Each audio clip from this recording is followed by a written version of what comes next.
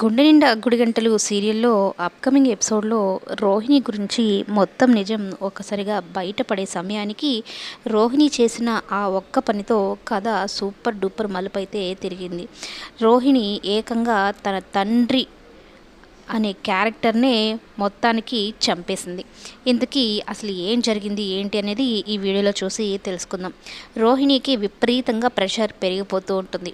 ఓవైపు శృతి వాళ్ళ అమ్మ వచ్చి మీ నాన్న వస్తున్నాడంట కదా, అయినా ఈ ఫంక్షన్కి మీ నాన్న కూడా ఉండడం చాలా మంచిది, మీ అత్తయ్య బాగా ఆలోచించారు, ముందు శృతికి అయితే ఫంక్షన్ జరిపించేస్తాను, తర్వాత మీ నాన్న వచ్చిన తర్వాత నీ ఫంక్షన్ అవుతుంది అన్నట్టు చెప్పి వెళ్తుందనమాట.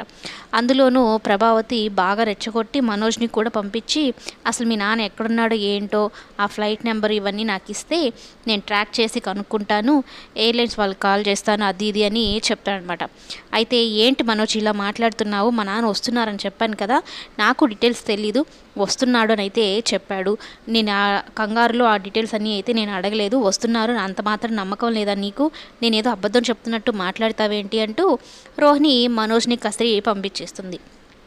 ఇక విద్యతో బాలుతో ఆ రౌడీ గొడవ పెట్టుకొని ఇక్కడ ఏదో ఒకటి జరిగితే కానీ మా నాన్న గురించి వీళ్ళు అసలు విషయం బయటపడకుండా చేయాలి అంటే గొడవ అనేది ఖచ్చితంగా జరగాలి, వాడు ఏం చేస్తున్నాడు ఏమో చూడుపో విద్య అంటూ పంపిస్తుంది. అయితే వాడు కూడా బాలుని బయటకైతే తీసుకుని వెళ్తాడు. ఆమ్లెట్ కథ చెప్పి మరీ బయటకు తీసుకొని వెళ్తాడు. అయితే బాలు మందు చూసి టెంప్ట్ అయిపోయి ఆ తర్వాత ఫంక్షన్లో ఏమైనా చిన్న గొడవ జరిగినా కూడా దాన్ని పెద్ద గొడవ చేసేస్తాడన్నట్టు విద్యా రోహిణి అనుకుంటారు. కానీ కథ సూపర్ మలుపు అయితే తిరిగింది. బాలు అలాగే ఆ రౌడీ ఇద్దరు కలిసి మందు ఎక్కడ తాగేస్తారేమో అని బాలుని వెంట పెట్టుకొని తిరుగుతున్న మీనా ఒక్క క్షణం వదిలేసరికి బాలు ఇటు వెళ్ళిపోయాడు, మందు వైపు వెళ్ళిపోయాడని బాలుని అక్కడి నుంచి లాక్కొని వచ్చేస్తుంది. ఇంకేముంది, రోహిణి విద్యల ప్లాన్ కూడా అట్ర ఫ్లాప్ అయిపోతుంది. శృతికి ఫంక్షన్ జరుగుతూ ఉంటుంది, మరోవైపు రోహిణి టెన్షన్ పడుతూ ఉంటుంది. ఇదంతా చూసిన ప్రభావతి అయితే అసలు నిజం చెప్పు, మీ నాన్న అసలు ఉన్నాడా, నీకు నాన్న అమ్మ అనే వాళ్ళు ఉన్నారా, అసలు మలేషియా కదంతా కట్టు కదే కదా అంటూ నిలదీయడంతో ఒక్కసారిగా షాక్ అయిపోతుంది. ఈవిడేంటి ఇలా మాట్లాడుతుంది, నిజం తెలిసిపోయిందా ఏంటి, మా నాన్న ఇంకా రాడని అనుకుంటుందా, ఇప్పుడు ఏం చేయాలి ఏంటి అర్థం కావడం లేదు అని అయితే అనుకుంటూ ఉంటే ఒక్కసారిగా ఇక నిజం చెప్తావా లేదా అని నిలదీసేసరికి ఒక్కసారిగా పెద్దగా ఏడ్చేస్తుంది రోహిణి. ఏంటి ఎందుకు ఏడుస్తున్నావు అంటూ మాట్లాడుతూ ఉంటే మా నాన్న చనిపోయాడంట, ఇప్పుడే ఫోన్ వచ్చిందా ఆంటీ అని చెప్పగానే ఒక్కసారిగా అక్కడున్న వాళ్ళందరూ కూడా షాక్ అయిపోతారు.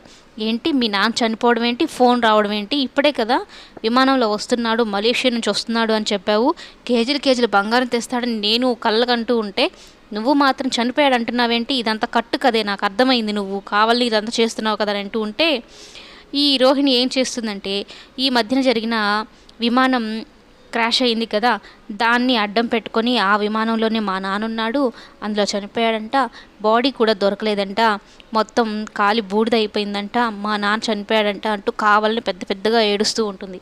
ఇక ఎవరైనా ఏం చేస్తారు, అయ్యో నాన్న చనిపోయాడంట అంటే ఇక బంగారం తెమ్మని కానీ ఈ నగలు తెమ్మని కానీ ఎవరు అనరు కదా. ఇక ఆ దెబ్బతో ప్రభావతి షాక్లోకి అయిపోతుంది. ఒక రకంగా చెప్పాలంటే మోర్చ వచ్చి పడిపోతుంది అనమాట. ఎందుకంటే ఎన్నో కలలు కన్నది, ఎన్నో ఆశలు పెట్టుకుంది. రోహిణి వాళ్ళ నాన్న వస్తాడు, కేజీల కేజీల బంగారం వస్తుంది, లక్షల లక్షల డబ్బు వస్తుంది అనుకుంది. కానీ ఒక్కసారిగా రోహిణి ఇలాంటి బాంబు పేల్చేసరికి కళ్ళు తిరిగి పడిపోతుంది.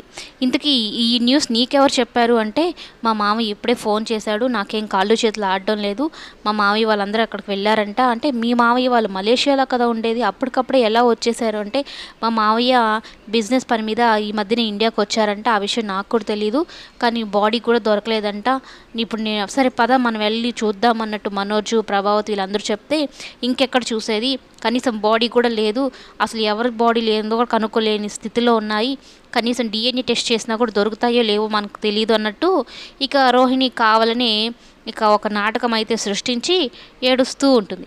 ఇక ప్రభావతి ఆశలన్నిటి మీద ఆ విమానం కూలిపోయింది అన్నట్టుగా చెప్పొచ్చు అనమాట.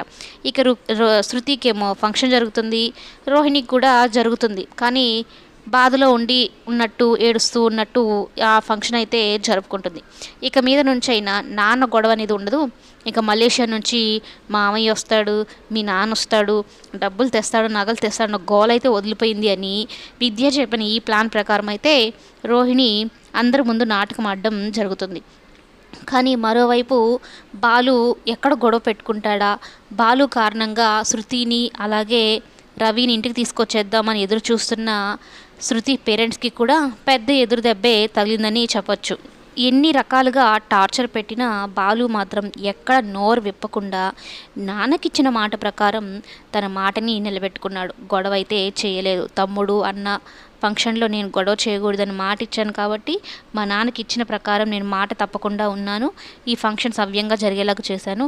కానీ రోహిణి వాళ్ళ నాన్న చనిపోయాడంటే నాకు నమ్మబుద్ధి కావడం లేదు. అయినా ఎప్పుడు విమానం కూలింది, ఆ విమానంలో ఈయన ఎప్పుడు ఎక్కాడు, ఎక్కడ జరిగింది ఏంటి అనేది అర్థం కావడం లేదు. ఇదంతా పెద్ద కథేమో అన్నట్టు నాకు అనిపిస్తుంది మీనా, మరి నీకేమనిపిస్తుంది అంటూ మీనాని అడిగితే మీనా కూడా నాకు కూడా అలాగే అనిపిస్తుంది. అసలు రోహిణికి నాన్న ఉన్నాడా, రోహిణి ఏమైనా కావాలనే అబద్ధం చెప్తుందా అన్నట్టు రోహిణి గురించి బాలు మీనాలు అయితే ఆలోచించడం